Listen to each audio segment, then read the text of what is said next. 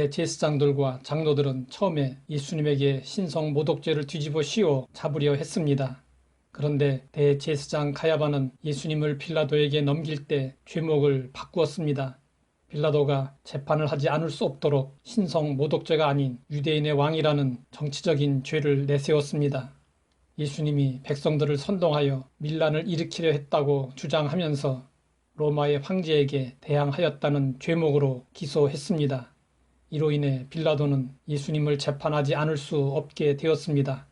빌라도는 예수님을 신문했습니다. 아무 죄도 발견할 수 없었습니다. 빌라도는 예수님의 침묵에 놀라워하며 두려움을 느꼈습니다. 빌라도는 예수님을 재판하면서 대제사장들과 장로들이 예수님을 시기하여 죽이려 한다는 것을 간파했습니다. 그래서 빌라도는 예수님을 놓아줄 방법을 찾기 시작했습니다. 명절이 되면 총독이 무리의 청원대로 죄수 한 사람을 놓아주는 전례가 있었습니다. 빌라도는 이 전례를 활용하여 명절 특별 사면으로 예수님을 놓아주려 했습니다. 그러자 대제사장들과 장로들은 무리들을 충동질하여 그들을 앞장 세웠습니다. 무리들은 분별력 없이 날뛰기 시작했습니다. 무리들은 예수님 대신 유명한 죄수 바라바를 놓아달라고 요구했습니다. 빌라도는 이해할 수 없어 물었습니다. 어찌미냐? 무슨 악한 일을 하였느냐? 그러자 무리들은 더욱 소리를 지르며 예수님을 십자가에 못 박으라고 요구했습니다. 무리들의 증오심은 광기로 변해갔습니다. 어떤 사람을 죽도록 미워하면 그 증오는 모든 정상적인 판단을 마비시켜 버립니다. 상식에서 벗어난 행동을 하게 만들고 앞뒤를 가리지 못하게 만들어 버립니다. 거의 밀란이 일어날 지경이 되어 버렸습니다. 무리들이 미쳐 날뛰자 빌라도는 무리들 앞에서 손을 씻으며 말했습니다. 이 사람의 피에 대하여 나는 무죄하니 너희가 당하라. 손을 씻는 것은 유대인들의 관습 중 하나로 어떤 사건에 관계없음을 뜻하는 것입니다. 빌라도는 손을 씻음으로 예수님과 관련된 일에 대해 책임을 면하려 했습니다. 그렇게 한다고 해서 무죄가 되는 것이 아닙니다. 예수님을 처형시키는 것은 전적으로 빌라도의 책임이었습니다. 빌라도의 말에 군중들은 대답했습니다. 그 피를 우리와 우리 자손에게 돌릴지어다.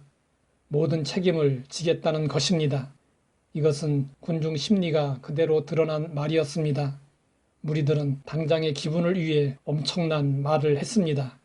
주 70년 로마에 의한 예루살렘의 멸망은 이들의 말에 대한 성취라고 할 수 있습니다. 빌라도는 아무리 신문해봐야 예수님에게서 죄를 찾지 못했노라고 자기 입으로 분명히 시인했습니다.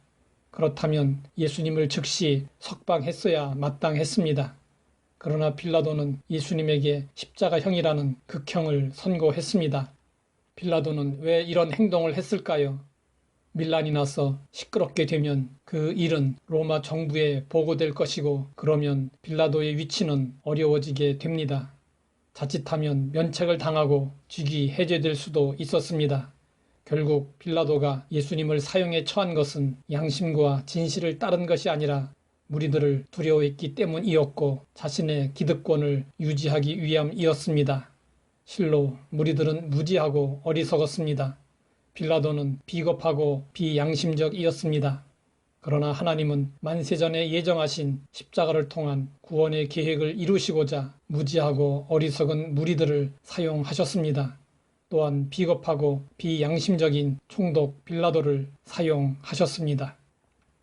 하나님 아버지, 십자가를 통한 구원을 이루시고자 무리들과 빌라도까지 사용하신 하나님의 섭리를 알게 하시니 감사합니다.